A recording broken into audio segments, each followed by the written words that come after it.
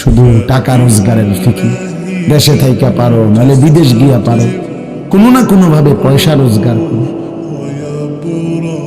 টাকা রোজগার করলে মা বাপ খুশি, টাকা রোজগার না করলে মা অখুশি।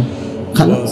এরপরে ঈমান আছে কিনা, ইসলাম আছে কিনা, নামাজ আছে কিনা, কোরআন আছে কিনা, আল্লাহ চিনি কিনা, হালাল হারাম কিনা, জায়েজ না জায়েজ না, এত কিছু আমাদের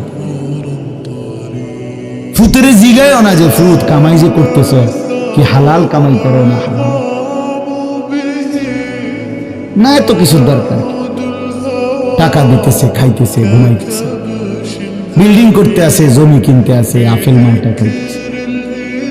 এক ছেলে আমারে নিজে বলছে, আমি সবার ব্যাপারে বলি না, এক ছেলে আমারে নিজে বলছে, হুজুর আমি একটা দেশের নাম বলছে, যেই দেশে আমার কর্মটা ছিল, চলে আসছে ওই দেশ থেকে। আমার বলছে, হুজুর আমার কর্মটা হলো এই, মদের বার, মদের হোটেলে নারী পুরুষ উলঙ্গ জিনাবে বিচার করে, আমার দায়িত্ব শুধু পাশে দাঁড়িয়ে মদের বোতল নিয়ে দাঁড়ায় থাকা, যতবার তারা চায় অতবার তাদেরকে মদ গ্লাসে ঢেলে দেওয়া, তাদের হাতে তুলে দেওয়া। এর বিনিময়ে আমার মাসে বেতন 2 লাখ টাকা।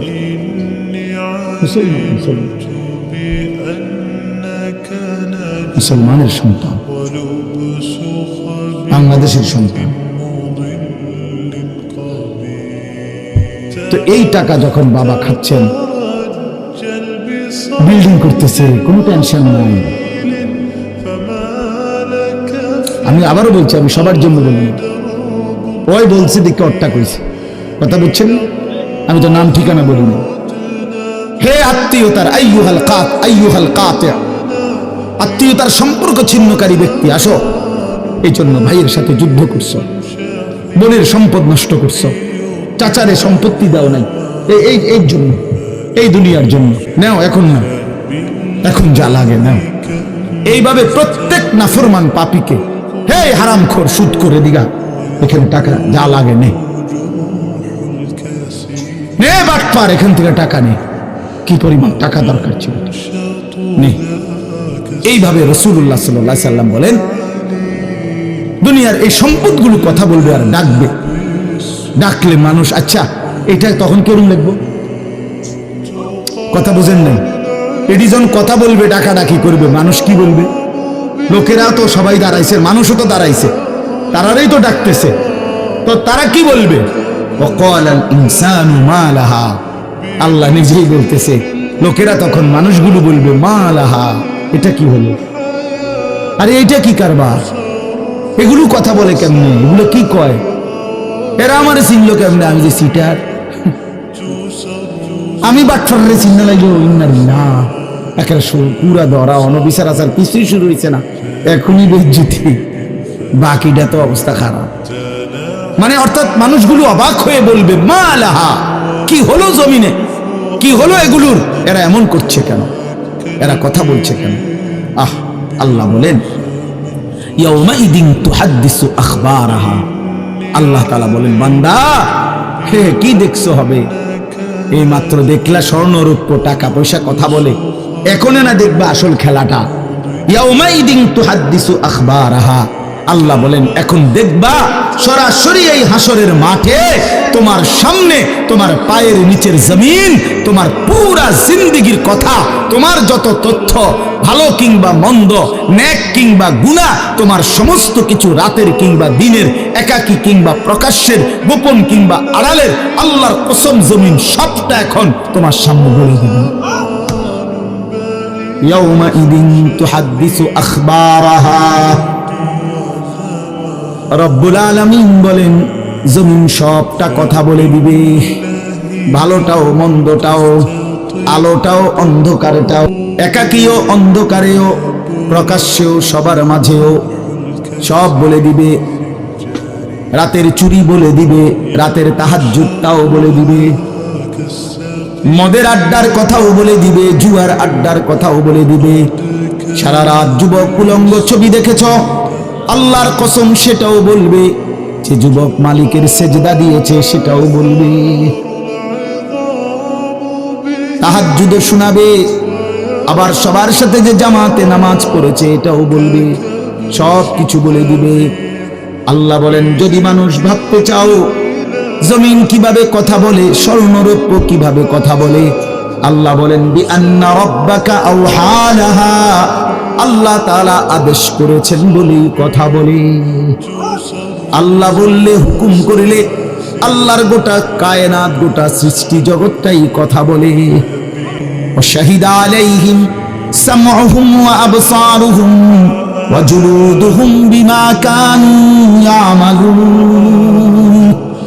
আল্লাহ বলে, হাসরের ময়দানে বান্দা, তোমার কান, তোমার চোখ, তোমার সারা দেহের চামড়া, জুলুদুহুম, তোমার সারা দেহের চামড়া, হাসরের ময়দানে তোমার পুরা জিন্দেগির কর্মকাণ্ড বলে দিবে। চামড়াগুলো বলবে, চামড়া, মানুষের শাহওয়াত চামড়া। এই জন্য সমস্ত যৌনতার ঘটনা, অসভ্যতার ঘটনা শরীরের চামড়া বলে দিবে। মানুষের শাহওয়াত চামড়া, কথা বুঝছেন কি? হ্যাঁ, চর্মে, চামড়ার মধ্যে শাহওয়াত, কামনা, বাসনা, যৌন চাহিদা। এই জন্য যত লোক দেখবেন বিভিন্ন হসপিটালে, যত ডাক্তার চর্মরোগের ডাক্তার, তত লোক যৌন রোগেরও ডাক্তার। হ্যাঁ হ্যাঁ, চর্ম ও যৌন রোগ বিশেষজ্ঞ, এটা একই বিষয়, একই সাবজেক্ট। চামড়া মানে আল্লাহ তাআলা বলেন, তোমার চামড়া বলে দিবে কত রাত, কত দিন নারীর প্রতি অবৈধ আগ্রহ, অস্থিরতার, বেহায়াপনার, অসভ্যতা করেছিলে।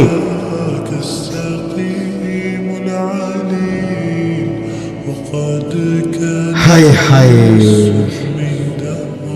এজন্য নওজোয়ান ছেলে, তোমরা সবাই ভাই কষ্ট করে বসো, যে যে পাশে দাঁড়িয়ে আছো আল্লাহর ওয়াস্তে বসো, কষ্ট হলেও বসো ভাই, বসে শুনলে বরকত হবে।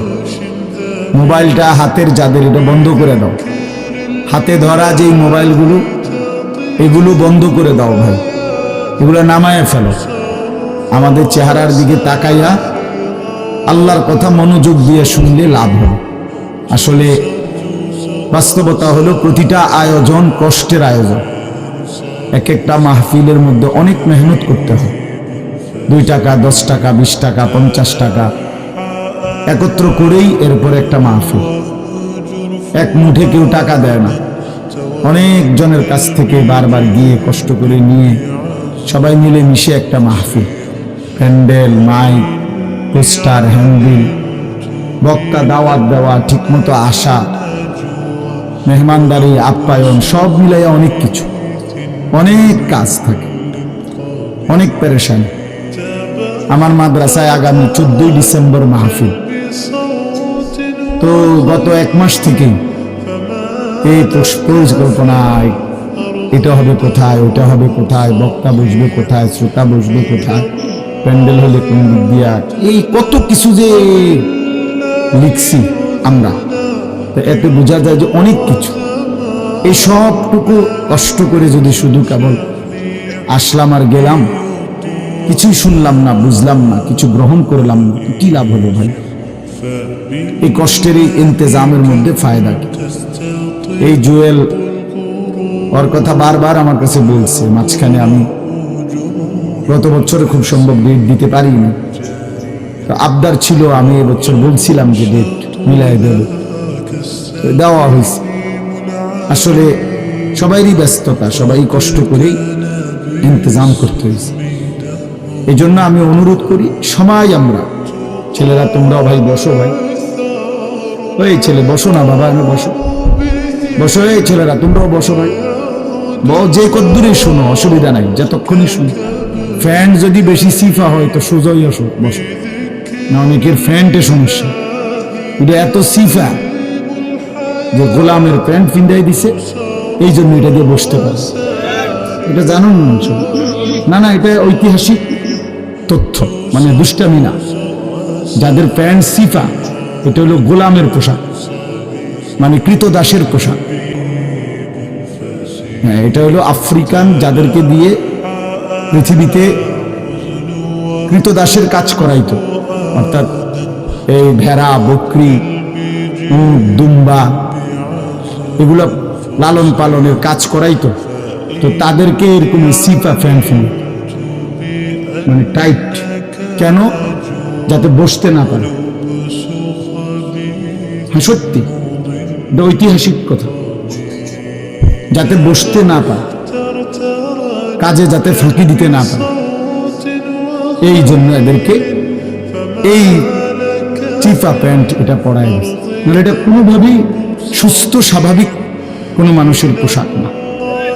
সামান্যতম সুস্থতা আছে যার ভিতরে, সে এত টাইট এটা পরে কি বেচারা হাঁটে কেমনে, বসে কেমনে, পেশাব পায়খানার জরুরত আছে মানুষের, তাইলে এটা পড়া মানে দাঁড়াইয়া প্রস্রাব করা ছাড়া তো অন্য কোনো সিস্টেম নেই, নাহলে এটা সে কিভাবে বুঝবে। তাইলে এত কষ্ট করে মানুষের পোশাক আল্লাহ তাআলা নাজিল করেছে। ইয়া বনি আদমা কাদ আনজালনা আলাইকুম লিবাসান, কোরআন শরীফে আছে। আল্লাহ বলেন, হে বনি আদম, আমি আল্লাহই তোমাদের উপরে পোশাক নাজিল করেছি। পোশাক আল্লাহর দেওয়া। এই যে মানুষ পোশাক পরার এই অনুভূতি, এটা আল্লাহর দেওয়া। আদম আলাইহিস সালামকে আল্লাহ তাআলা সৃষ্টি করে পোশাক ছাড়া পেশ করে নাই ফেরেশতাদের সামনে।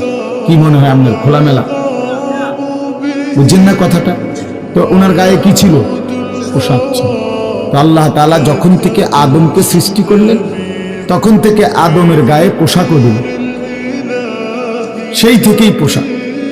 ইউয়ারি সাওআতিকুম ওয়ারিশা, এটা স্পষ্ট। আল্লাহ বলছে দুইটা উদ্দেশ্যে পোশাক দিলাম। এক, এটা তোমাদের লজ্জা ঢেকে দিবে, আর ওয়ারিশা, এটা তোমাদের সৌন্দর্যের উপকরণ হয়। তাহলে এটার মধ্যে একটা আর্ট আছে, সৌন্দর্য আছে, এটা লজ্জা ঢাকবে। এখন যদি লজ্জাই না ঢাকে, এটা যদি সতরই না ঢাকে, তো এটা হলো কি? আল্লামা তকি উসমানী দামাত বারাকাতুহুমুল আলিয়া হযরত বলছেন যে কোনো মানুষের, পুরুষের সতর কোমর থেকে নিয়ে, নাভি থেকে নিয়ে হাঁটু, এটুকু জায়গা এভাবে ঢাকতে হবে। একে তো মোটা হইতে হবে কাপড়, যাতে করে পাতলার কারণে চামড়া দেখা না যায়। আর একটা হলো এতটুকু ঢিলে ঢালা হইতে হবে, যাতে করে এতটা টাইট হইয়া না লাগে, যেন অঙ্গ প্রত্যঙ্গ, রান, পিছনের অংশ কার কেমন এটা বোঝা না যায়। স্বাভাবিক যেন ঢিলে ঢালা, নাই তো এটা কি হয় না, পোশাক হয়। একবারে শরীর সাইজ কাইটা কাইটা বানানো, এটা কোনোভাবেই সৌন্দর্য না। এই জন্য এটা গুরুত্বপূর্ণ বিষয়। এটা বলে অনেক সময় অনেকে দেখি, এই বেচারা আমাদের সাথেও কোনো সময় দেখা করতে আসলে মাদ্রাসায়, মনে করেন মাহফিলে দাওয়াত দিতে আসছে, অথবা আমরা দেখা করতে, তো আমাদের তো নিচে বসতে হয়, চেয়ার টেবিল নেই। তো এই নিচে বসতে কইলে আর বই তারা এটারে টানতে টানতে ফ্যান যান শেষ। বেচারা নিজেও কষ্ট প্যারেশানিতে পড়ে, আমরাও প্যারেশানিতে পড়ি। এই জন্য স্বাভাবিক ঢিলে ঢালা পোশাক পরা উচিত, একটু যেন করে চলতে ফিরতে আরাম হয়।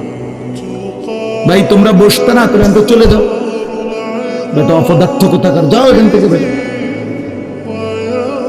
যাও। তোমার মতো দু চারজন শ্রোতা না হলে কি ফালতু কোথাকার। এতবার বললাম, এটা বসতে ক্ষতি কি?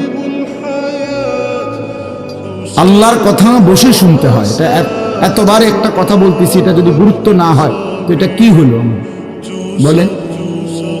আল্লাহর কথা বসে শুনতে হয়, এটা তো একটা সার্কাস না। কি বলেন, এটা কি একটা সার্কাস? তাহলে কোরআন শরীফে আছে এটা। মুসা আলাইহিস সালামকে আল্লাহ তাআলা তুর পাহাড়ে জুতা খুলতে বললেন কেন? জুতা খুলে বসবার জন্য। আল্লাহর কথা বসে শুনতে হয়, জুতা খুলে শুনতে হয়, তাইলে নিজের মধ্যে পরিবর্তন আসে। আদব ছাড়া ইলম হয় না। কোরআন সুন্নাহর যে জ্ঞান, এই জ্ঞানের জন্য আদব জরুরি, অন্য পড়ার জন্য এটা এতটা জরুরি। বাংলা, অঙ্ক, ইংরেজি, পদার্থ, জীববিজ্ঞান পড়ার জন্য পেশাব করে ফানি লন লাগে, বুঝেন না? দাঁড়াইয়া বসুক, বসে করুক, বসে পেশাব করুক, এতে কোনো অসুবিধা নেই। কিন্তু আল্লাহর কোরআন পড়বার জন্য, রাসূলুল্লাহ সাল্লাল্লাহু আলাইহি সাল্লামের সুন্নাহ পড়বার জন্য প্রস্রাব করে ঢিলা নিতে হয়, টয়লেট পেপার ব্যবহার করতে হয়, পানি ব্যবহার করতে হয়। পবিত্র হইতে হয়। হ্যাঁ আসো আব্দুর রহমান, তুমি এনে আও। না না না, এখানে আসো। তো এই জন্য এটা জরুরি বিষয়। আমাদের কোরআন এবং সুন্নাহর ইলমের জন্য আপনার আদব জরুরি, আখলাক জরুরি, তাহারাত জরুরি। এই যে এখন এখানে একটা, এটা আপনাদের এটা শুধু একটা মহরানা, বরং এখানেও তো কোরআন সুন্নাহর ইলম বলার জন্যই ওলামায়ে কেরাম আপনাদেরকে বসাইছে, ঠিক না? তো তাইলে আদব জরুরি। মাওলানা ইয়াহিয়া বয়ান করতেছিলেন, হ্যাঁ আল্লাহ তাআলা, আমি যেটুকু আইসা মাত্র শুনলাম, আল্লাহ তাআলা হাসরের ময়দানে এক কদম পাও বাড়াইতে দিবেন, জিন্দেগির প্রতি ইঞ্চির হিসাব হবে। আন উমরিহি ফীমা আফনাহু, পুরা হায়াত বান্দা কোথায় ব্যয় করেছো বলো আমার দেওয়া হায়াত। ওয়া আন শাবাবিহি ফীমা আবলাহু, শুধু যৌবনটা কোথায় ব্যয় করেছো সেটা আমাকে আলাদা বলো। ওয়া আন মালিহি মিন আইনা ইকতাসাবাহু ওয়া ফীমা আনফাকাহু, প্রতিটি টাকার ব্যাপারে হিসাব দাও দুইটা। এক, টাকাটা কামাই করছো কেমনে, ব্যয় করেছো কোথায়। ওয়া মাযা আমিলা ফীমা আলিমা, যা যা শিখেছিলা, জেনেছিলে, শুনেছিলে, তা কি পরিমাণ আমল করেছো সেটা বল, সেটা বল। এই জন্য এই বিষয়গুলো জরুরি। বা রাসূলুল্লাহ সাল্লাল্লাহু আলাইহি সাল্লাম বলেন, এগুলো উত্তর না দিয়ে কোনো মানব সন্তান হাসরের ময়দানে এক কদম সামনে যাইতে পারবে, এক কদম সামনে যাবে।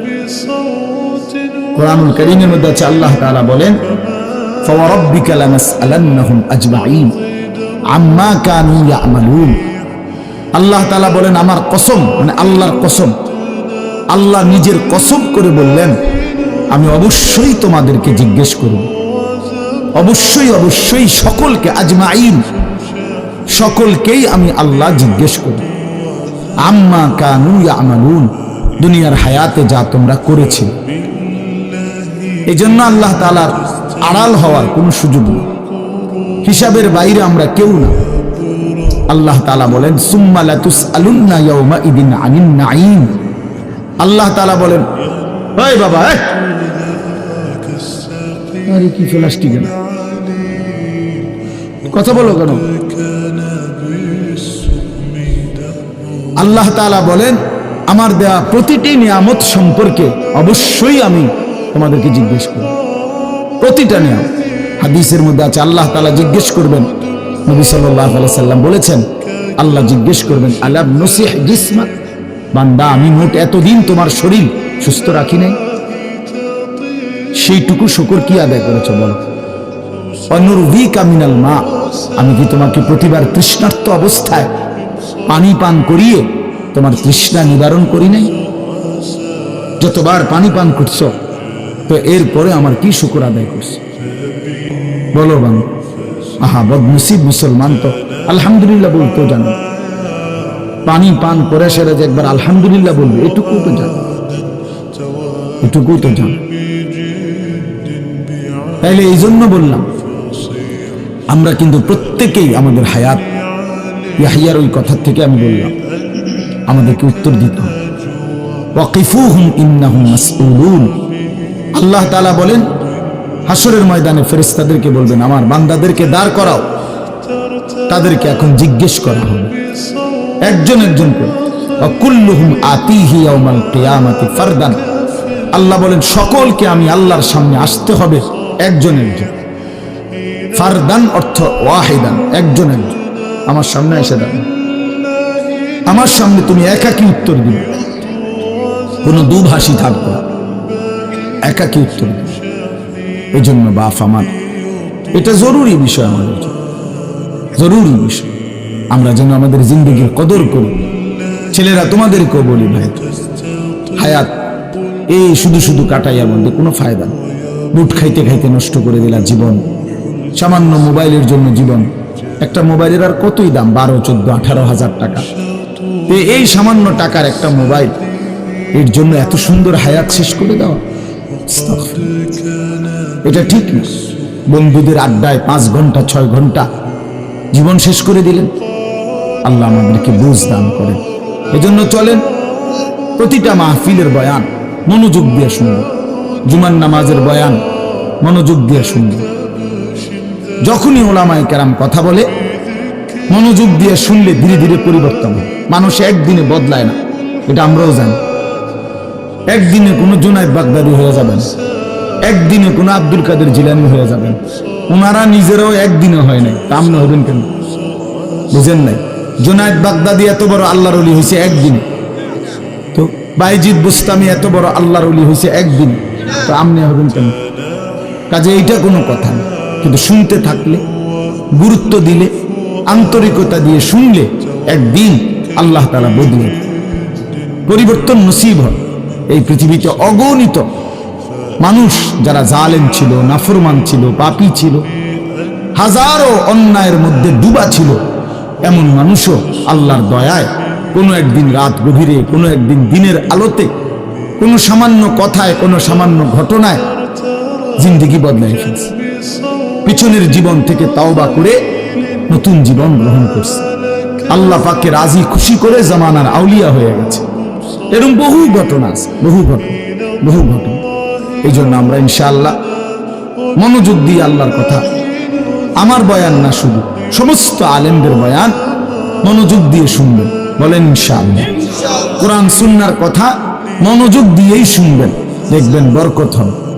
যদি আমার এই কথা একজনে বুঝেন, আমি মনে করি এতটুকুই আমার লাভ। দুইজন বুঝলে দুইজনই লাভ। আল্লাহ আমাদেরকে তৌফিক দান। চলেন, কোরআনুল কারীমের এই সূরাটি 99 নম্বর সূরা। 114টি সূরা কোরআন শরীফে, তার মধ্যে এটা হলো 99 নম্বর। 30 নম্বর পারা। পুরা কোরআনুল কারীমের মধ্যে মোট 30 পারা। এই মোট 30 পারার মধ্যে এটা হলো 30 নম্বর পারার সূরা, 99 সূরা নম্বর। সূরাটির নাম হচ্ছে জিলজাল, সূরায়ে জিলজাল। জিলজাল শব্দের অর্থ বা জালজালা, জিলজাল একই শব্দ, দুই রকম ব্যবহার। অর্থ হলো ভূমিকম্প। জিলজাল শব্দের অর্থ কি বলেন? ভূমিকম্প। ভূমিকম্প, এই যে জমিন কাঁপে, ভূমিকম্প হয়, এই সূরার অর্থ হলো এই ভূমিকম্প বলতে, জিলজাল বলতে আল্লাহ তাআলা কিয়ামতের ভূমিকম্প বুঝাইছে। পৃথিবীতে এমনিতে প্রতিনিয়ত মাঝে মধ্যে বিভিন্ন এলাকা ভেদে, অঞ্চল ভেদে ভূমিকম্প হয়। হ্যাঁ, আধা মিনিট, 30 সেকেন্ড, 40 সেকেন্ড, 50 সেকেন্ড, কিংবা তার চাইতে সামান্য কম বেশি এরকম সময় ভূমিকম্প হয়। এতেই বহু ক্ষয়ক্ষতি হয়। যখনই যেখানে কোথাও ভূমিকম্প হয়, তো সেখানে অনেক ক্ষয়ক্ষতি হয়, ঘর বাড়ি বিভিন্ন কিছুর অনেক ক্ষতিগ্রস্ত হয়। কিন্তু আল্লাহ তাআলা বলেন একটি চূড়ান্ত ভূমিকম্প আছে, যে ভূমিকম্পটা যখন হবে তখন একসাথে আল্লাহর সৃষ্টি পুরাটা জমিন একসাথে ভূমিকম্প, এবং সেটা কতক্ষণ থাকবে সেটা আল্লাহই জানে, সেটা আল্লাহই জানে।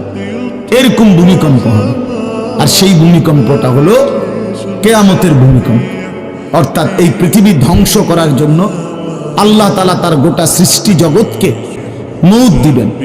মৃত্যু দুই রকমের, একটা হলো ব্যক্তিগত পৃথক একক মৃত্যু, আর একটা হলো গোটা আলমের মৃত্যু।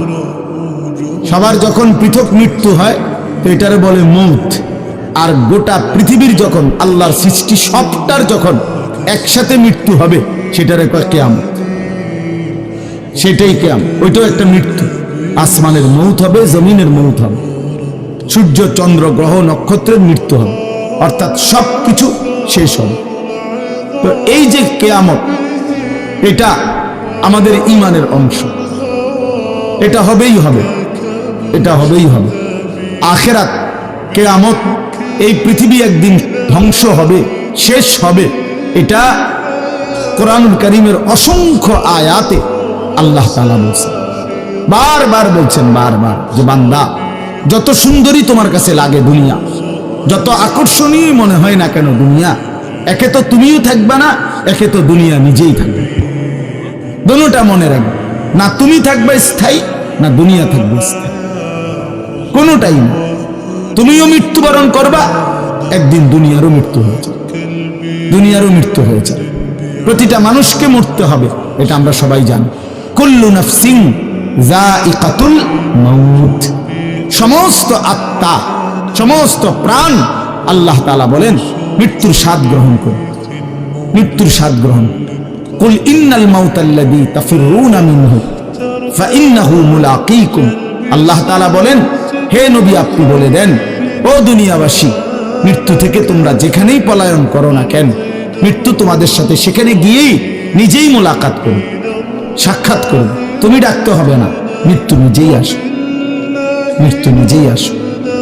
আইনামা তাকুনু ইউদরিকুমুল মাউতু ওয়ালাউ কুনতুম ফি বুরুজিন মুশাইয়াদা, আল্লাহ বলে তুমি যদি এমন একটা বিল্ডিং বানাও, ঘর বানাও, যে ঘরটা অনেক উঁচা, যে ঘরটার উপর দিয়া কেউ ভিতরে ঢুকতে পারবে না, যে ঘরটার মধ্যে একটা ছিদ্র নাই, একদম আটকানো, তো এরকম একটা ছিদ্রবিহীন সুউচ্চ ঘরও যদি তুমি বানিয়ে তার ভেতরেও তুমি আশ্রয় নাও, তো ইউদরিকুমুল মাউতু, মৃত্যু তোমার সেখানেই পৌঁছবে,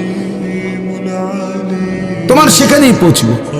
প্রিয় ভাই আমার, বন্ধু আমার, নওজোয়ান সাথীরা আমার, মৃত্যু এক অনিবার্য বাস্তবতা, চিরন্তন বাস্তবতা, এটা গ্রহণ করতেই হবে। হাসলেও মরতে হবে, কাঁদলেও মরতে হবে, সুখেও মরতে হবে, দুঃখেও মরতে হবে। রাজপ্রাসাদ আর অট্টালিকার মানুষটাও মরে যাবে, জীর্ণ কুটিরে যে লোক থাকে, হ্যাঁ, সেই লোকটাকেও মরতে হবে। জীবনে কোনোদিন দুঃখ দেখে নাই যে, সেও মরে যাবে। জীবনে কোনোদিন সুখ দেখে নাই যে, সেও মরে যাবে, সব মরে যাবে। এটাই সত্য, এটাই বাস্তবতা। অতএব মৃত্যু এক অনিবার্য বাস্তবতা, এটা গ্রহণ করতেই হবে। এটা যদি আমরা মনে রাখি, আমাদের জীবন অনেক সুন্দর হইত, অনেক সুন্দর হইত। রাসূলুল্লাহ সাল্লাল্লাহু আলাইহি ওয়াসাল্লাম বলছেন, আকসিরু যিকরা হাযিহিল লাযযাত ইয়ানি আল মাউত, আল্লাহর নবী বলেন আমার উম্মত তোমরা বেশি বেশি ওই জিনিসটা স্মরণ করো, যে জিনিস তোমাদের সমস্ত স্বাদ, আনন্দ, আহ্লাদ চিরতরে মিটাই দিবে, তোমারে চিরস্তব্ধ করে দিবে। জলজ্জান্ত মানুষটা আমাদের সামনে হাঁটতো, চলতো, উঠতো, বসতো, ঘুরতো, ফিরতো, হ্যাঁ, সেই মানুষটা মনে করেন আমার চোখের সামনে নাই, তার লাশ আমার সামনে, আহা সেই লোকটা স্তব্ধ। পৃথিবীর কত মানুষ কত আওয়াজ করতেছে, কত শোরগোল করতেছে, কিন্তু এই লোকটা হাতও নাড়ে না, পাও নাড়ে না, চোখও মেলে না, আর কিছুই করে না। এ কি আশ্চর্য বিষয়! চোখের সামনের এই মানুষটা নাই, কি হলো তার? কে তারে থামায় দিল? কে তারে স্তব্ধ করে? এ তো আমার মতো ঘুরতো, ফিরতো, হাঁটতো। আহ, আমার আব্বারে আমি কত দেখছি, একদিন আমার আব্বা চলে গেল। আমার দাদারে আমি কত দেখছি, আমার দাদা একদিন চলে গেল। আমার জ্যাঠারে আমি দেখে আসছি, দোয়া করে আসছি, ফু দিয়ে আসছি। এক সপ্তাহ পরে জ্যাঠা ইন্তেকাল করলেন, আবার এক সপ্তাহ পরে আমি গিয়া জ্যাঠার জানাজা পড়াইছি। এই তো বাস্তবতা। যুবক ভাই, তুমিও মনে রাখো, বয়স্ক বাবা আপনিও মনে রাখেন। হাসান বসরি রহমতুল্লাহ আলাই একজন বড় বুজুর্গ ছিলেন।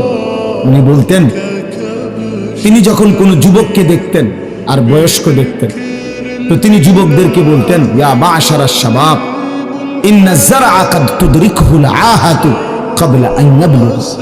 তিনি উপদেশ দিতেন, হে যুবকগণ শোনো, সব ফুল, সব ফল, সব গাছ চারা পরিপক্ক পাকা পর্যন্ত পৌঁছায় না, তার আগেই অগণিত ফুল, অগণিত ফল, অগণিত চারা গাছ ঝরে ঝরে। এটা উনি মনে করাইতেন মৃত্যুর কথা। উনি এটা বুঝাইতেন, যুবক তুমি দেখো, একটা আম গাছের মধ্যে যতগুলো মুকুল ধরছে ফুল, সবগুলো আম হয় না। যতগুলো আম ধরছিল ছোট ছোট, সবগুলো বড় পাকা পর্যন্ত যায় না, তার আগেই ঝরে যায়। ঝরেই যায় বেশি, থাইকা যায় অল্প। তার মানে যুবক, কিশোর, তরুণ এই বয়সেই মৃত্যু হয় বেশি, বৃদ্ধ পর্যন্ত পৌঁছে কম। পুরা বাড়িতে অনেক সময় এমন হয় একজনও বয়স্ক লোক নাই, একজনও নেই। আমার ঘর, আমার বাপ চাচাদের যে ঘর, সেখানে আপনার এখন আমার চাচাতো ভাই, জ্যাঠাতো ভাই, আমার ভাই বেরাদর সব মিলাইয়া আমাদের ছেলে পেলে ভাই বাতিজা মিলে না হয়তো 60-70 জন আছি আমরা, কিন্তু আমাদের একজনও বয়স্ক লোক নাই। আমার দাদাও নাই, দাদিও নাই, জ্যাঠাও নাই, চাচাও নাই, আমার আব্বাও নাই, কেউ নেই। তাইলে কেন এমন হলো?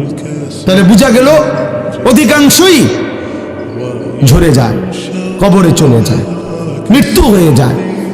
এই জন্য ধোঁকা না খাওয়া। আরেকটা হলো বয়স্ক লোককে দেখলে উনি বলতেন, হাসান বসরি রহমতুল্লাহ আলাইহি, ইয়া মাশারা শুয়ুখ, হে বৃদ্ধগণ। উনি তাদেরকে জিজ্ঞাসা করতেন যে মা ইউনতাজারু বিসসারআ ইযা বালাগা, যখন কোনো ফসল পাইকা যায় তখন আর বাকি থাকে কি? কি বাকি থাকে? কাটা। কথা বলে না, কি বাকি থাকে? ক্বালু আল হাসাদ, বা কাটাটা বাকি থাকে, পাইকা তো গেছে।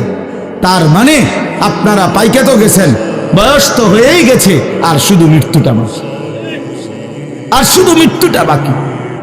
তাইলে যুবককে বলতেন, তুমি ভেবো না তুমি বৃদ্ধ হবা, কারণ অসংখ্য ফুল তো আগেই ঝরে যায়, অসংখ্য ফল তো আগেই ঝরে যায়, অসংখ্য গাছ তো আগেই ঝরে যায়। আবার বৃদ্ধকে বলতেন যে আপনার তো আর কিছুই বাকি নাই, আপনি তো পাইকেই গেছেন, এখন শুধু কাটা, কবর, মৃত্যু ছাড়া আর বাকিটা। তাহলে মৃত্যু ভুলে না যাওয়া, মউত ভুলে না যাওয়া। রাসূলুল্লাহ সাল্লাল্লাহু আলাইহি ওয়াসাল্লাম বলেন, কাফা বিল মাউতে ওয়াইজান, নবীজি বলেন কোন মানুষ যদি মৃত্যুর কথা স্মরণ করে তার ওয়াজের জন্য, নসিহতের জন্য এটাই যথেষ্ট, এটাই যথেষ্ট।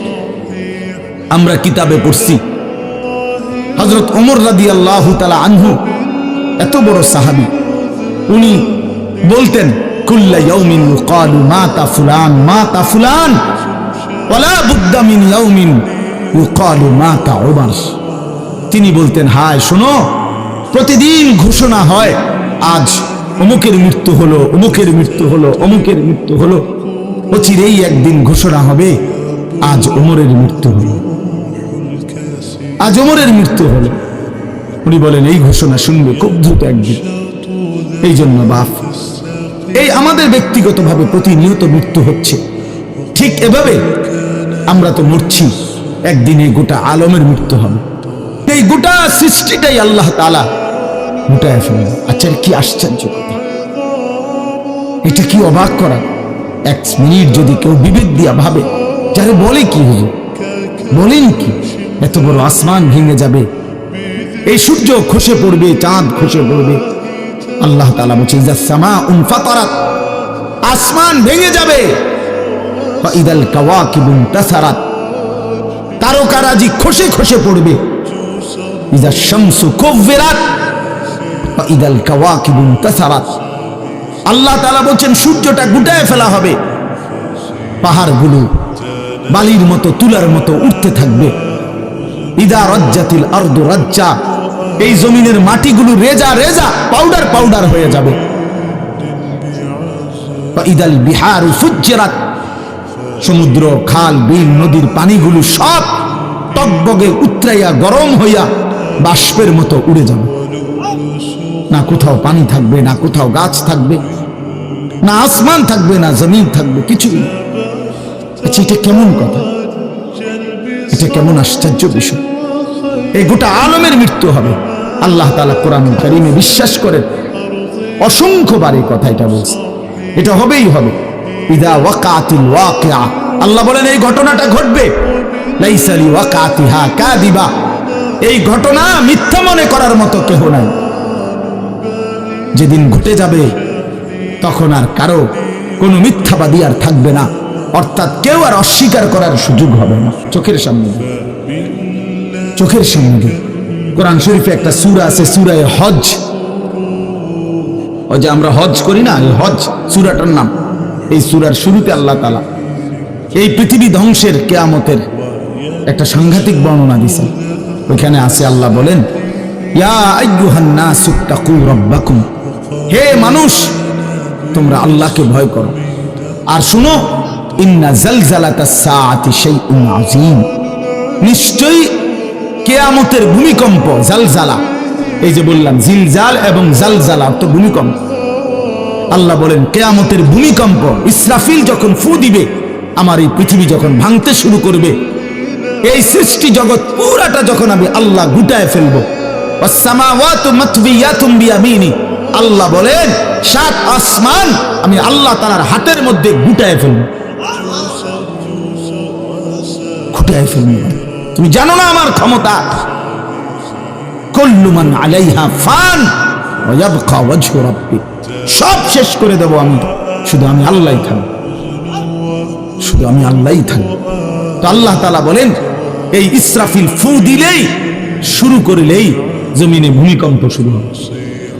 ইন্না জালজালাতাস সাআতি শাইউন আযীম, আল্লাহ বলেন নিশ্চয়ই এই কিয়ামতের ভূমিকম্প এটা শাইউন আযীম, বড়ই ভয়ানক, বড়ই মারাত্মক। কারণ দুনিয়ার ভূমিকম্প এক নাম্বার হলো বর্তমানের ভূমিকম্প, কখনো 30 সেকেন্ড, কখনো 40 সেকেন্ড, কখনো 47 সেকেন্ড, 50 সেকেন্ড, এই সেকেন্ড মিনিট, 47 মিনিট নিয়ে ভূমিকম্প হয়। কথা কর না কেন? 30 মিনিট ভূমিকম্প হয়, 30 মিনিট ভূমিকম্প হইলে আমাদের 14 গোষ্ঠী থাকবে না। 30 সেকেন্ড, 40 সেকেন্ড হয় ভূমিকম্প। এইটুকুতে একে তো সময় সামান্য, দ্বিতীয়ত হলো একসাথে গোটা পৃথিবীতে হয় না, এদিকে হলে ওইদিকে হয় না এরকম। কিন্তু আল্লাহ তাআলা বলেন ইসরাফিল ফু দিলে যে ভূমিকম্পটা হবে, সেই ভূমিকম্পটা গোটা পৃথিবী একসাথে নাড়ায় দিবে, একসাথে নড়বে। 47 সেকেন্ড না, কতক্ষণ সেটা আল্লাহই জানে। তখন অবস্থা কি হবে? মানুষের আতঙ্ক, এই ভূমিকম্পে আতঙ্ক।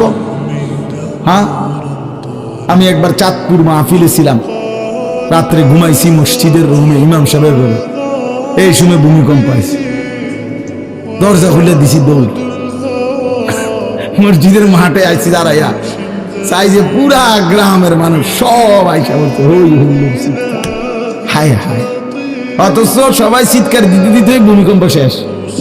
ভূমিকম্প হয়েছে এই তো অল্প একটু, কিন্তু এটুকুর আতঙ্কেই যা হুজুর পাবলিক বরাবর, কিসের হুজুর আর কিসের পাবলিক, বক্তা শ্রোতা সমান। এই এখন মনে করেন ভূমিকম্প হইলে আমরা সব দিন দৌড়, আমি এখানে বুজুর্গি দেখাই বেরোতাম, হ্যাঁ আমি একটা বড় হুজুর, বড় প্রধান বক্তা, আমি লড়লে কি মাসে কি করব, আপনি কি করবেন আমার সময় কো, আমার জান নিয়ে আল্লাহু আকবার। তো এই সামান্য ভূমিকম্প, কিন্তু আল্লাহ তাআলা বলেন ইসরাফিল সিংহা ফু দিলে যে ভূমিকম্প হবে বান্দা, সেটা বড়ই ভয়ানক, সেটা সারা পৃথিবী নড়বে একসাথে। তখন কি হবে? মানুষের আতঙ্ক।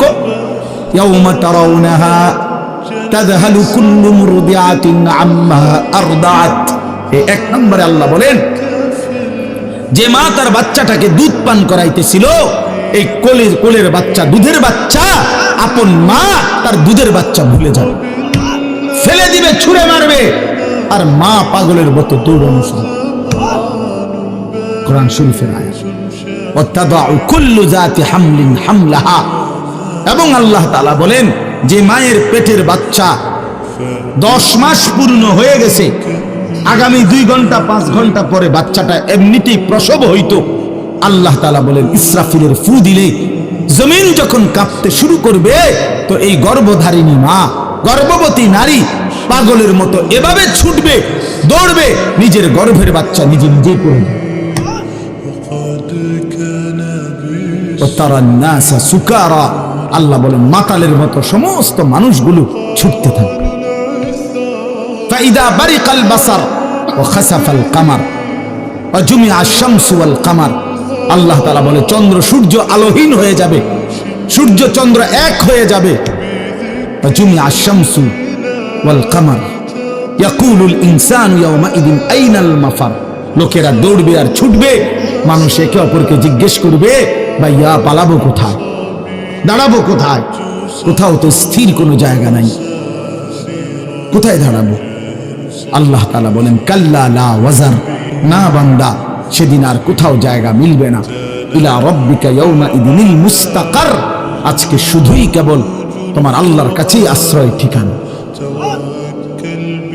এভাবে বহু আয়াত কোরআনুল কারীমের মধ্যে আল্লাহ তাআলা বর্ণনা করছেন। আমার ভাই, তো এই ইসরাফিলের ফু দিলে গোটা আলমের মৃত্যু হবে, ভূমিকম্প শুরু হবে।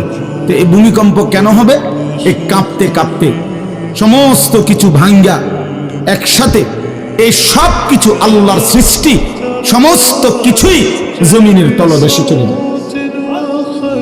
জমিন তখন খালি ফাঁকা, জমিনে তখন কিচ্ছু নাই, কিচ্ছু, একটা সুতা মাটির উপরে থাকবে। এই প্রথমবার ইসরাফিল ফু দিলে সমস্ত কায়নাত, ইনসান, জিন, আল্লাহর সমস্ত সৃষ্টি মাখলুকাত সব জমিনের তলদেশে চলে যায়। মানুষ ও জিন ও অর্থ সম্পদ, স্বর্ণ রৌপ্য, মণি মুক্তা, হীরা জহরত, সব সব সব একটা কাগজের অস্তিত্ব, সব কিছু, গোটা জমিন ফাঁকা। এভাবে কতদিন আল্লাহ জানে, কতদিন আল্লাহ জানে। হ্যাঁ মা ভাই, এরপরে একটা নির্দিষ্ট সময় পরে আবার আল্লাহ তাআলা ইসরাফিলকে জীবিত করবেন, করে আবার আল্লাহ তাআলা দ্বিতীয়বারের মতো ফু দিতে বলবেন। এই দুই ফুয়ের মাঝখানে কতদিন?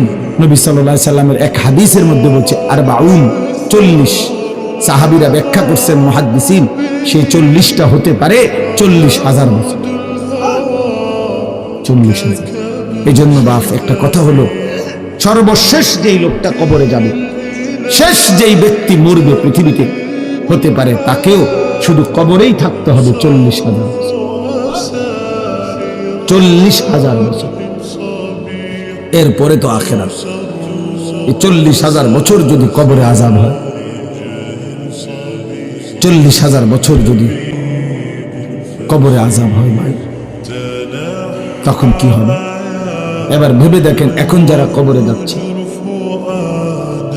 হ্যাঁ, নূহ আলাইহিস সালামের জামানায় যারা মারা গেছে, ইব্রাহিম আলাইহিস সালামের জামানায় যারা মারা গেছে, নবীজি সাল্লাল্লাহু আলাইহি সাল্লাম তো 1,500 বছর আগে ইন্তেকাল করছেন, 1450 বছর আগে। তো ওই সময়ে যারা মারা গেছে তারা কবরে পড়ে আছে আজকে 1,500 বছর, 1,500 বছর, 1500 বছর। তাহলে নূহ আলাইহিস সালামের জাতি কত বছর থেকে পড়ে আছে? কোথায় নূহ নবী, কোথায় আমাদের নবী? কত ব্যবধান!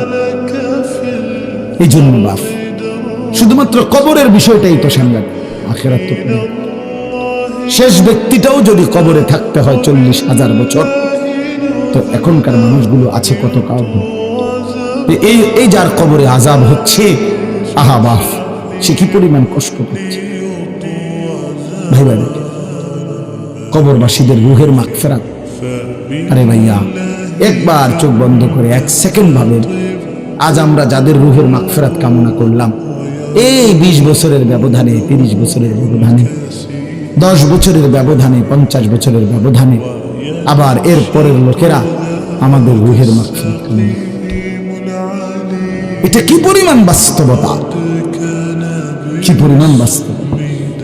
এটাকে অস্বীকার করার, না বুঝার কিছুই নাই, মৃত্যুকে না বুঝার কিছুই নেই।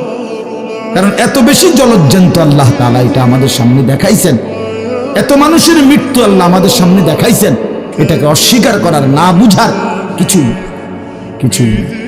তো চলেন, এরপরে আল্লাহ তাআলা ইসরাফিলকে আবার জীবিত করবেন। জীবিত করে আল্লাহ তাআলা ইসরাফিল আলাইহিস সালামকে বলবেন, ইসরাফিল, আবার তুমি সিংহায় ফু দাও।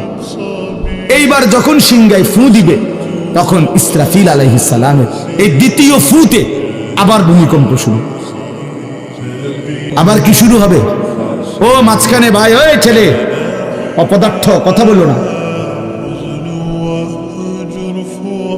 হাসাহাসি করো না, কারো কথা বাকি থাকলে, দুষ্টামি বাকি থাকলে উঠে চলে যাও, বাহিরে আলাদা জায়গা আছে। গাফেল সন্তান কোনো কিছুতেই যাকে কোনো আসর করে না। আহা, আপনারা জানেন না, আপনাদের এক এক ছেলের অবস্থা হলো কলিজাটা পাথর হয়ে গেছে, কোনো কিছুই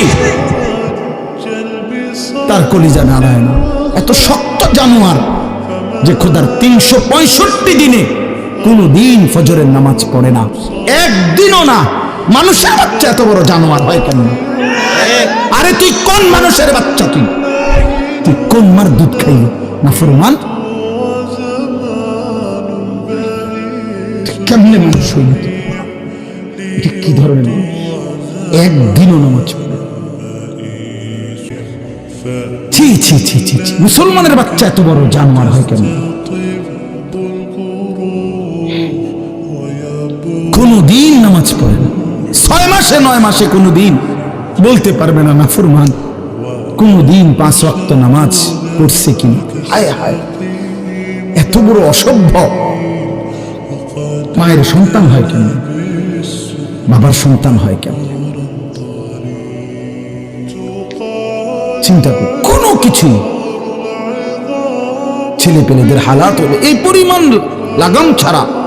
কিসের মা কিসের বাবা, কে তার মা কে তার বাপ, কে কি তার ধর্ম, তার আল্লাহ কে, তার রসুল কে, তারে বানাইছে কে, আসছে কোত্থেকে, কেন আসছে, কি করতেছে, কি করছে, কিচ্ছুর খবর, কিচ্ছুর খবর। আসে, হাঁটে, বুট খায়, বন খায়, মোবাইল টিপে, খারাইয়া মতে, বইয়া মতে, বন্ধু বান্ধবদের সাথে আড্ডা দেয়, মেয়ের পিছনে ঘুরে, অসভ্য অশ্লীল কথাবার্তা বলে। এটা কি একটা জিন্দেগি হলো? ভেবে দেখেন। উফ, কোন সুস্থ স্বাভাবিক মানুষ এমন হয়? বলো ভাইয়া, বলো। রাগ করো না বাপ, কে তোমার করে মনে করাই দিল? কেউ মনে করে? হা, বাবা আমারও ফিকির শেষ, শুধু টাকা রোজগারের ফিকির। দেশে থাইকা পারো, নাহলে বিদেশ গিয়া পারো, কোনো না কোনো ভাবে পয়সা রোজগার করো। টাকা রোজগার করলে মা বাপ খুশি, টাকা রোজগার না করলে মা অখুশি। খালাস। এরপরে ঈমান আছে কিনা, ইসলাম আছে কিনা, নামাজ আছে কিনা, কোরআন আছে কিনা, আল্লাহ চিনি কিনা, হালাল হারাম কিনা, জায়েজ না জায়েজ না, এত কিছু আমাদের ফুতের জিগায় না যে ফুট কামাই যে করতেছ, কি হালাল কামাই করো না হারাম না, এত কিছুর দরকার। টাকা দিতেছে, খাইতেছে, ঘুমাইতেছে, বিল্ডিং করতে আসে, জমি কিনতে আসে, আপেল মালটা খাইতেছে। এক ছেলে আমারে নিজে বলছে, আমি সবার ব্যাপারে বলি না, এক ছেলে আমারে নিজে বলছে, হুজুর আমি একটা দেশের নাম বলছে, যেই দেশে আমার কর্মটা ছিল, চলে আসছে ওই দেশ থেকে। আমার বলছে, হুজুর আমার কর্মটা হলো এই, মদের বার, মদের হোটেলে নারী পুরুষ উলঙ্গ জিনাবে বিচার করে, আমার দায়িত্ব শুধু পাশে দাঁড়িয়ে মদের বোতল নিয়ে দাঁড়ায় থাকা, যতবার তারা চায় অতবার তাদেরকে মদ গ্লাসে ঢেলে দেওয়া, তাদের হাতে তুলে দেওয়া। এর বিনিময়ে আমার মাসে বেতন 2 লাখ টাকা।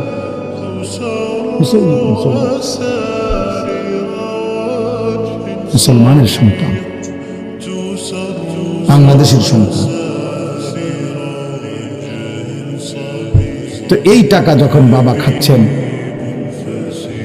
বিল্ডিং করতেছে, কোনো টেনশন নাই। আমি আবারও বলছি, আমি সবার জন্য বলি না, ওই বলছি দেখে অট্টা কইছি, কথা বুঝছেন? আমি তো নাম ঠিকানা বলি না।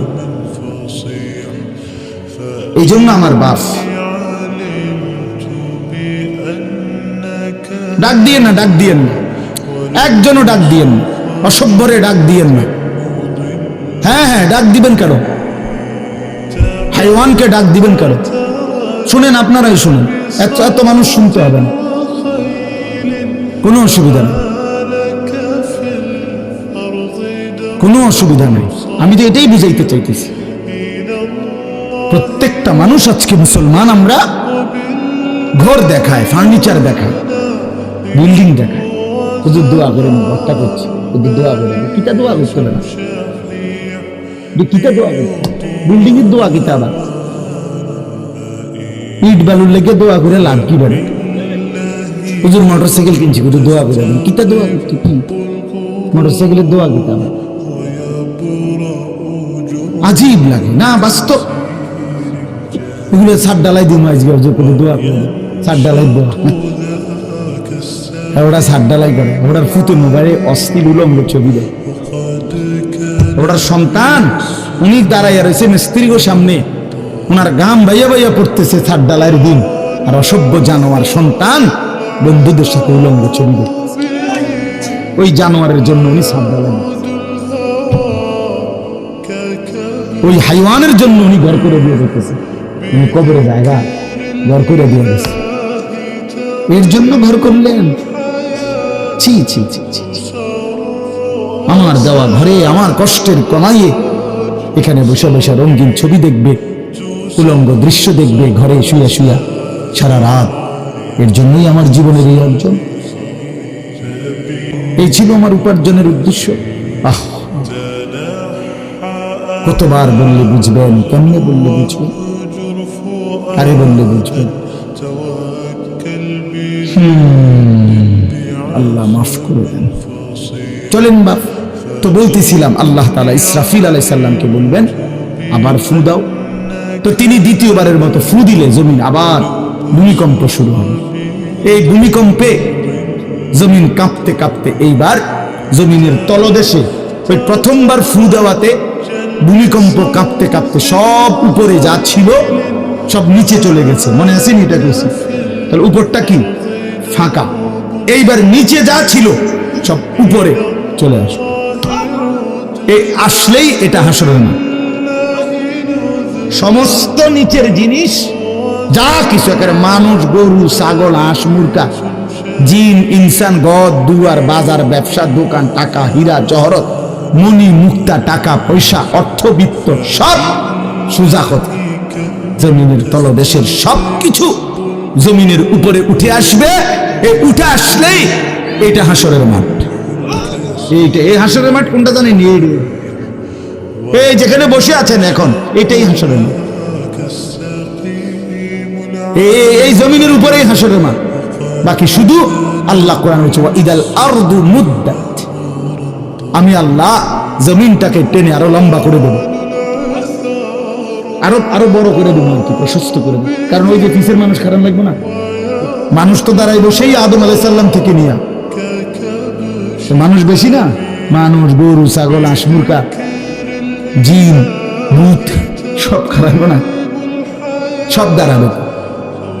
এই জন্য আল্লাহ তাআলা বলেন জমিন আমি প্রশস্ত টেনে দিব, লম্বা করে দিব, এতটুকু।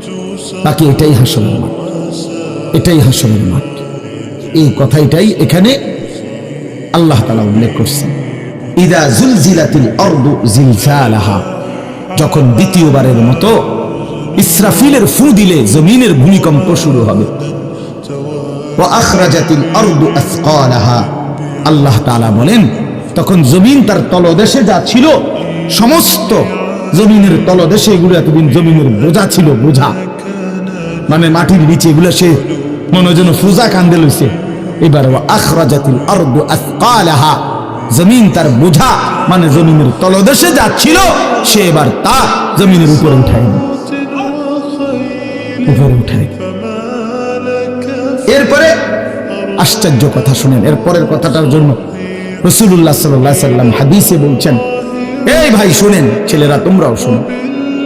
নবী সাল্লাল্লাহু আলাইহি সাল্লাম বলেন এই জমিনের তলদেশ থেকে যখন সবকিছু উপরে উঠে আসবে তখন অর্থ সম্পদ, হীরা জহরত, মণি মুক্তা, স্বর্ণ রৌপ্য এগুলো স্তূপ আকারে উঠে আসবে জমিনের উপরে, মানে হাসরের মাঠে। তো নবীজি একেবারে স্পষ্ট হাদিস, নবীজি সাল্লাল্লাহু আলাইহি সাল্লাম বলেন তখন এই স্বর্ণ রৌপ্য, টাকা পয়সা, হীরা জহরত এগুলো, এই অর্থ সম্পদগুলো আল্লাহর কুদরতে কথা বলবে। স্বর্ণের টুকরা কথা বলবে, কথা বলবে, রৌপ্যের টুকরা কথা বলবে, এগুলো কথা বলবে। কথা কি বলবে? এগুলো তখন ওই নাফরমান মানুষগুলোকে ডাক দিবে, ডাক দিবে, আইয়ুহাস সারিক, হে চোর, এদিকে এই সম্পদের জন্য চুরি করেছিলে, আজ যা দরকার নাও। আইয়ুহাল কাতি, হে ডাকাত, এদিকে এদিকে আসো, এই সম্পদের জন্য ডাকাতি করছিল, আজ নেও।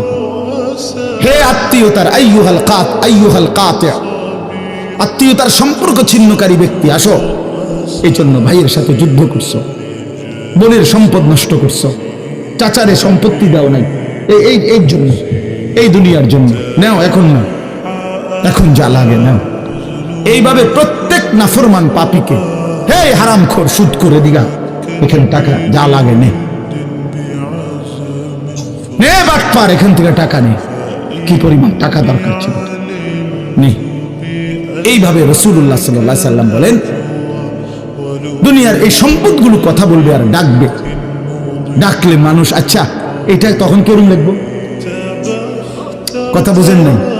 এটি যখন কথা বলবে, ডাকাডাকি করবে, মানুষ কি বলবে? লোকেরা তো সবাই দাঁড়াইছে, মানুষও তো দাঁড়াইছে, তারাই তো ডাকতেছে, তো তারা কি বলবে? ওয়াকালাল ইনসানু মা লাহা, আল্লাহ নিজেই বলতেছে, লোকেরা তখন মানুষগুলো বলবে মা লাহা, এটা কি হলো, আরে এটা কি কারবার, এগুলো কথা বলে কেমনে, এগুলো কি কয়, এরা আমারে চিনলো কেমনে, আমি যে সিটার, আমি বাটফারে চিন্তা লাগলো, ইন্নালিল্লাহ, একেবারে পুরা ধরা অনবিচার আচার কিছুই শুরু হয়েছে না, এখনই বেজ্জতি, বাকিটা তো অবস্থা খারাপ। মানে অর্থাৎ মানুষগুলো অবাক হয়ে বলবে মা লাহা, কি হলো জমিনে, কি হলো এগুলোর, এরা এমন করছে কেন, এরা কথা বলছে কেন? আল্লাহ বলেন ইয়াউমাইদিন তুহাদ্দিসু আখবারাহা, আল্লাহ তাআলা বলেন, বান্দা হে কি দেখছো হবে, এই মাত্র দেখলা স্বর্ণ রূপ্য টাকা পয়সা কথা বলে, এখন না দেখবা আসল খেলাটা। ইয়াউমাইদিন তুহাদ্দিসু আখবারাহা, আল্লাহ বলেন এখন দেখবা সরাসরি এই হাসরের মাঠে তোমার সামনে, তোমার পায়ের নিচের জমিন, তোমার পুরা জিন্দেগীর কথা, তোমার যত তথ্য, ভালো কিংবা মন্দ, নেক কিংবা গুনাহ, তোমার সমস্ত কিছু রাতের কিংবা দিনের, একাকী কিংবা প্রকাশ্যের, গোপন কিংবা আড়ালের, আল্লাহর কসম জমিন সবটা এখন তোমার সামনে বলে দিবে। ইয়াউমাইদিন তুহাদ্দিসু আখবারাহা, রব্বুল আলামিন বলেন জমিন সবটা কথা বলে দিবে, ভালোটাও মন্দটাও, আলোটাও অন্ধকারটাও, একাকীও অন্ধকারেও, প্রকাশ্যেও সবার মাঝেও, সব বলে দিবে। রাতের চুরি বলে দিবে, রাতের তাহাজ্জুদটাও বলে দিবে, মদের আড্ডার কথাও বলে দিবে, জুয়ার আড্ডার কথাও বলে দিবে। সারা রাত যুবক উলঙ্গ ছবি দেখেছ, আল্লাহর কসম সেটাও বলবে, যে যুবক মালিকের সেজদা দিয়েছে সেটাও বলবে, তাহাজ্জুদ শোনাবে, আবার সবার সাথে যে জামাতে নামাজ পড়েছে এটাও বলবে, সব কিছু বলে দিবে। আল্লাহ বলেন যদি মানুষ ভাবতে চাও জমিন কিভাবে কথা বলে, স্বর্ণরৌপ্য কিভাবে কথা বলে, আল্লাহ বলেন বিআন্না রাব্বাকা আওহা লাহা, আল্লাহ তাআলা আদেশ করেছেন বলেই কথা বলে। আল্লাহ বললে, হুকুম করলে, আল্লাহর গোটা কায়নাত, গোটা সৃষ্টি জগৎটাই কথা বলে। ওয়াশাহিদা আলাইহিম সামউহুম ওয়া আবসারুহুম ওয়া জুলুদুহুম বিমা কানু ইয়ামালুন।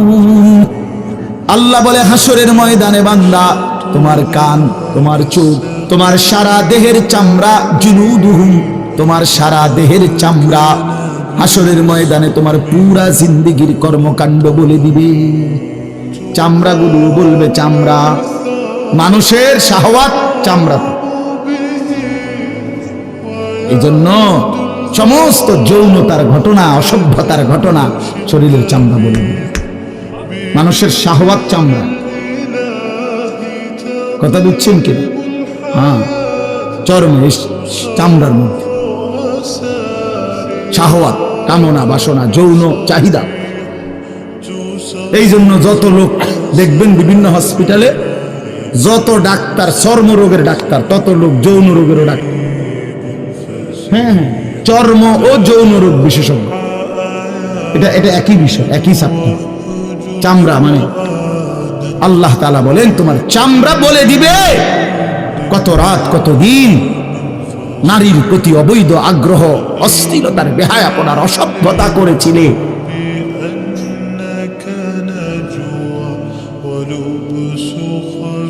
হায় হায়, বিআন্না রাব্বাকা আওহা লাহা, আল্লাহ বলেন আমি আল্লাহ হুকুম করেছি বলে কথা বলো। এই জন্য আল্লাহ হুকুম করিলে চামড়াও কথা বলে, কানেও কথা বলে। এখন কি কানে কথা বলে? কিন্তু সেদিন বল চোখেও কথা বলে। এখন চোখ কথা বলে না। মানে সবকিছুর জবান খুলবে, সবকিছু। আপনারা বলেন, আমরা তো মনে করি জিহ্বায় কথা বলে না, জিহ্বায় কথা বলে না, আল্লাহর হুকুম হইলে কথা বলে। নাহলে যে লোক বোবা তারও তো জিহ্বা আছে না? তো সে কথা বলে না। যে লোক কানে শুনে না, তো তার কি আপনার এইভাবে কান বলতে কিছু নাই? তো সে শুনে না কেন? কথা বলেন না কেন? আল্লাহর হুকুম। যার চোখ, যে চোখে দেখেন, এই যে জুয়েল ভাই, আমি মূলত তার মহব্বতেই মাহফিলটা দিচ্ছি। তো এই যে দেখে না, তো তার এভাবে তো চোখ আছে, সে দেখে না কেন? আল্লাহ তাআলার হুকুম নাই বলে দেখে। ঠিক কিনা বলেন না কেন? মজার বিষয় হলো রাসূলুল্লাহ সাল্লাল্লাহু আলাইহি সাল্লাম হাদিসে স্পষ্ট বলেছেন, বিশ্বাস করেন, একেবারে বিশুদ্ধ হাদিস। আল্লাহ তাআলা তার দুইটা চোখ নিয়ে গেছে। নবীজি বলছেন, সে যদি সবর করে আল্লাহর হুকুমের উপরে চলতে পারে, রাসূলুল্লাহ সাল্লাল্লাহু আলাইহি সাল্লাম বলেন, আল্লাহ তাআলা তাকে এই দুইটা চোখ নিয়ে যাওয়ার কারণে, অন্ধ বানানোর কারণে সে যে সবর করলো, আল্লাহ রাসূল বলছেন আল্লাহ তাআলা নিশ্চিত তাকে জান্নাত দান করবেন। এই জন্য তুমি ভাই সবর করো। মালিকের এই দুনিয়া দেখতে পারলা না, তো অপেক্ষা করো, একদিন জান্নাত দেখবা, জান্নাতের হুর দেখবা, তো আরো মজা হবে যে আমি প্রথমেই জান্নাতি দেখলাম, জান্নাতি দেখলাম। যা মালিক, দুনিয়া দেখলাম না তোমার, তুমি আমারে জান্নাত দেখাই। আল্লাহ তৌফিক দান করুন।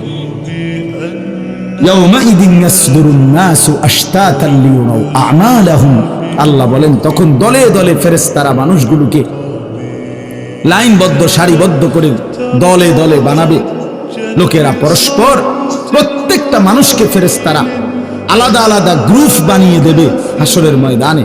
তখন প্রত্যেকে এই গ্রুপে গ্রুপে, দলে দলে লিয়ুরাউ আমালাহুম, নিজেদের আমলনামা, নিজেদের আমল দেখবার জন্য সামনে এগিয়ে যাবে। অর্থাৎ প্রত্যেককে তারা আমলনামা দেখবার জন্য, দেওয়ার জন্য নির্দিষ্ট জায়গায় নিয়ে আসবে। নেওয়ার পরে সেখানে প্রত্যেকের ফাইল, প্রত্যেকের খাতা, আমলনামা তার হাতে তুলে দেওয়া হবে। দিলেই সে দেখবে। আল্লাহ বলতেছেন, ফামান ইয়ামাল মিসকালা যাররাতিন খায়রান ইয়ারা।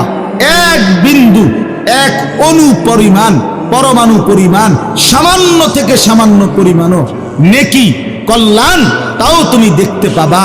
ওমান ইয়ামাল মিসকালা যাররাতিন শাররান ইয়ারা। বিন্দু থেকে বিন্দু মন্দ যা করেছিলে তাও তুমি দেখতে পাবে। এক জাররা, মূলত জাররা বলে তাফসীরের মধ্যে লিখছে লা ওয়াজনা লাহু লা জিনাতা লাহা, যেটার কোনো ওজন হয় না। এত সামান্য, এত সামান্য, ওজন নাই। মানে 100 গ্রামও না, 10 গ্রামও না, 1 গ্রামও না, আধা গ্রামও না, এত সামান্য। এটার কোনো ওজন নাই, ওজন নেই, ওজন আসে না আর কি, ওজনে হয় না, এরে বলে জাররা। তাফসীরের মধ্যে লিখছে, কোন ব্যক্তি, হযরত আব্দুল্লাহ ইবনে আব্বাস বলেন, কোন ব্যক্তি যদি মাটিতে এমনি হাত মারে, মানে হাত লাগাইয়া আবার উঠাই লাইছে, তখন এই যে বালুগুলো লাগছে, এই বালুর যেগুলো হাত থেকে ঝরে পড়ে কণা, এগুলো তার চাইতে সামান্য এক জাররা। আমার উস্তাদ বলছিলেন ছাত্র জীবনে আমাদেরকে, যে মানুষ যে কাপড় ধুইয়া চিপে, কাপড় এমনি চিপ্পা রোদ্রে দেয় না, মানে চিপ্পাই তো ফানি ফেলায়, তো কাপড় চিপ্পা সাইরা মানুষের একটা স্বভাব হইল রৌদ্র দেওয়ার আগে এটার একটা ঝাড়া মারে, লুঙ্গিটারে একটা আগে কি মারে, ঝাড়া দিয়া এরপরে দেয়। এই যে লুঙ্গিটা ঝাড়া দিলে যে ছোট্ট ছোট্ট পানির ফোঁটা ছিটকাইয়া পড়ে, এই ফোঁটা, এগুলো পিচ্ছি পিচ্ছি, এগুলো এক একটা জাররা, অথবা তার চাইতে ছোট। এটার ওজন আসবে না, এটা 1 গ্রামও হবে না, আধা গ্রামও হবে না। এই সামান্য ভালোটাও তুমি দেখবা, মন্দটাও দেখবে। কেমনে আড়াল করবেন ভাই? নিজেকে আড়াল করবেন কেমনে? বাপ যুবক, তুমি কেমনে আড়াল করবে? কোরআন শরীফে আছে, আল্লাহ বলেন, ইয়াউমা তুবলাস সারাইর। বান্দা, আমি হাসরের ময়দানে তোমার অন্তরের গোপন বিষয়গুলো, যেগুলো কেউ শুনে নাই, তুমিও বলো নাই, শুধু মনে মনে কল্পনা করছিলা ভালো কিংবা অসৎ, সেগুলো হাসরের ময়দানে তোমার সামনে খুলে দেব। হ্যাঁ, আফালা ইয়ালামু ইযা বু'সিরা মা ফিল কুবুর ওয়া হুসিলা মা ফিস সুদূর। আল্লাহ তাআলা বলেন এই বুকের ভিতরে, অন্তরের ভিতরের যেই কথাগুলো সেগুলো খুলে দেব। এজন্য আজকে আমার কথা এখানে শেষ। আমি এতটুকু কথাই বলতে চাই, এই 99 নম্বর সূরাটা আমাদেরকে এই কথার সবক দিচ্ছে যে আমরা আমাদের জিন্দেগীর 1 সেকেন্ড একটি নিঃশ্বাস আড়াল করবার সুযোগ নেই। হিসাব দিতে হবে, হিসাব দিতে হবে। 1 মিনিট, 1 সেকেন্ড, 1 পলক, 1 লম্হা, 1 মুহূর্ত আমাদের আড়াল করবার সুযোগ নাই ভাই। ভালোটার প্রতিদানও নিতে হবে, মন্দটারও প্রতিদান নিতে হবে। তাইলে কেন জীবন নষ্ট করব, কেন হায়াত নষ্ট করব? আমার অনুরোধ রইল, যতগুলো যুবক ছেলে আছো ভাই, তোমাদের কাছে অনুরোধ, মৌলানা কথা বলবে, এরপরে আরো একটু বয়ান হলে এরপরে দোয়া হবে, কিন্তু আমার মাঝখান দিয়ে এই কথাটাই আমি অনুরোধ করে বললাম, প্রত্যেকেই দয়া করে আল্লাহর ওয়াস্তে, আল্লাহর ওয়াস্তে নিজের জীবনের কদর করো ভাই। আমার এটাই শেষ কথা। যুবক ছেলেরা, তুমি আমার সাথে এখন যাইবা না, আমিও তোমার সাথে যাব না। এই দুনিয়াও যেমন আমি আলাদা চলে যাচ্ছি, আপনারাও আলাদা চলে যাবেন, কিন্তু বাস্তব কথা হলো আমি আপনি প্রত্যেকে আলাদা আলাদা কবরে, আখিরাতে আল্লাহর সামনে মুখোমুখি হতে হবে। এই জন্য হাত জোর করে অনুরোধ করছি ভাই, নিজেরা নষ্ট করুন। একটা ছেলেও যদি বুঝো, আমার অনুরোধ রইল তোমার প্রতি, তুমি নষ্ট হইও না, চরিত্রহীন হইও না, তুমি হায়াতটা শেষ করে দিও, কষ্ট পাইবা। এই নারী ছবি, অশ্লীল দৃশ্য, উলঙ্গপনা, বেহায়াপনা, এই জেনা ব্যভিচারের দৃশ্য, এগুলো দেখো না। চেষ্টা করো 5 ওয়াক্ত নামাজ পড়তে, 5 ওয়াক্ত নামাজ পড়তে হিম্মত করলে পারবা ভাই। পেশাব পায়খানার পরে টয়লেট পেপার ব্যবহার করো, পানি ব্যবহার করো, দেখবা শরীর পবিত্র থাকলে আল্লাহর ইবাদত করতেও মন চাই। মূলত মানুষ অনেকের যাদের নামাজ ছুটে যায়, তাদের একটা বড় কারণ হলো তার শরীর অপবিত্র, শরীর নাপাক, আর নাপাক দেহে নেক কাজের তামান্না, আগ্রহ জাগে না। এই জন্য এই যে পেশাব করে পানি নেয় না, টয়লেট পেপার ব্যবহার করে না, এই অসভ্য এই কারণে নামাজ পড়তে চায়। বাস্তব কথা, এর তখন আর হায়া লজ্জা থাকে না। এই জন্য সবাই মিলে ইনশাআল্লাহ নামাজ পড়ে নিজেদের স্ত্রী, কন্যা, বোনকে পর্দা পশিদায় রাখতে চেষ্টা করেন। যে মেয়েটার পর্দা নাই, যে মহিলার পর্দা নাই, বিশ্বাস করেন যে তার নিজের ইজ্জত, নিজের কদর, নিজের সতীত্ব, নিজের পর্দার কদর বুঝে না। এটা কোনো নারী না, এটা কোনো মহিলা না, এটা প্লাস্টিক জাতীয় কিছু হইতো। এটা এক ধরনের প্লাস্টিক, এটা এক ধরনের অসভ্য। যে নারী বেপর্দা, যেই মেয়ে দুশ্চরিত্র, যেই মেয়ে চরিত্রহীন, যেই মেয়ে বেহায়ার মতো চলে, সে শুধু নিজের ক্ষতি করে না, সে একটি সমাজ নষ্ট করে, একটি মহল্লা শেষ করে। এই আগুন সারা মহল্লায় জ্বালায়া দেয়, তার রূপের যৌবনের আগুন জ্বালায়া অসংখ্য যুবকের জিন্দেগি নষ্ট করে। এই জন্য ওই জানোয়ার মনে রাখতে হবে, ওই অসভ্য নারী, যতগুলো ছেলে তাকে দেখে অবৈধ কামনা বাসনা করছিল, এই সমস্ত যুবকের সমপরিমাণ গুনাহ ওই অসভ্য মেয়ে, ওই নর্তকী, ওই ব্যভিচারিণী নারী তাকে ভোগ করতে হবে। এত সোজা না। এই জন্য বাবাদেরকে বলি, ছেলেদের দিকে কদর করেন, মেয়ের দিকে নজর দেন, স্ত্রীর দিকে নজর দেন। ওই খাট পালং দেখাইয়েন না, বিল্ডিং উল্ডিং দেখাইয়েন না, ইতান দেখাইয়া লাভ নেই। উঠতে লাইলে সবারই ঘুমাইয়া লাগে, পরিশ্রম করে ঘুমাইলে এত কিছু লাগে না। কত মানুষ আছে এরকম যারা ফাওটাও দোয় না, জুতাই নাই, বেটা ফাও দেবো কিনে, হ্যাঁ সময় করে এতটা ক্লান্ত থাকে যে শুনলেই কি এসে পড়ে ঘুম এসে। আল্লাহ আমাদের সবাইকে কদর করার তৌফিক দান করেন। আজকের এই মাহফিলকে আল্লাহ তাআলা ভরপুর বরকত দান করেন। আল্লাহ তাআলা আপনাদের সবাইকে কবুল আর মনসুর করেন।